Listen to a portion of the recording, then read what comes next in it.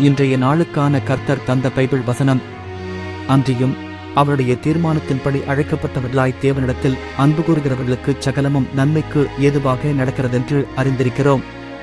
ரோமர் 8 வசனம். வசன விளக்கம்.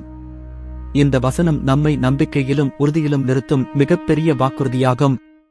இந்த வசனம் சொல்லுவது, தேவனை அன்பு கூறுகிறவர்களின் வாழ்க்கையில் நடக்கும் ஒவ்வொரு சம்பவமும் நல்லதாக இருந்தாலும் கஷ்டமாக இருந்தாலும் கடவுள் அதை நன்மைக்கே மாற்றிவிடுவார்.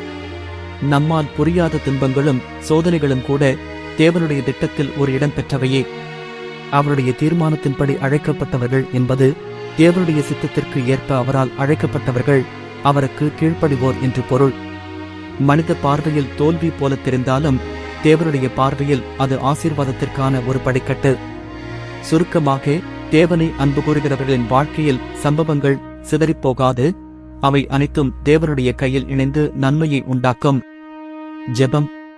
பரம தந்தையான தேவனே, என் வாழ்க்கையின் எல்லா நிகழ்ச்சிகளும் உமது கட்டுப்பாட்டில் இருப்பதை நம்புகிறேன். நல்ல காலத்திலும் கஷ்ட காலத்திலும் உம்மை அன்பு கூறவும் உமது திட்டத்தில் நிலைத்திருக்கவும் எனக்கு அருள் புரியுங்கள். எனக்கு புரியாத பாதைகளிலும் நீங்கள் நன்மை செய்யவே நடத்துகிறீர் என்ற நம்பிக்கையோடு நடக்கச் செய். என் எண்ணங்களையும் திட்டங்களையும் எதிர்காலத்தையும் உமது கையில் ஒப்புவிக்கிறேன். இயேசு கிறிஸ்துவின் நாமத்தில் ஜெபிக்கிறேன். ஆமென்.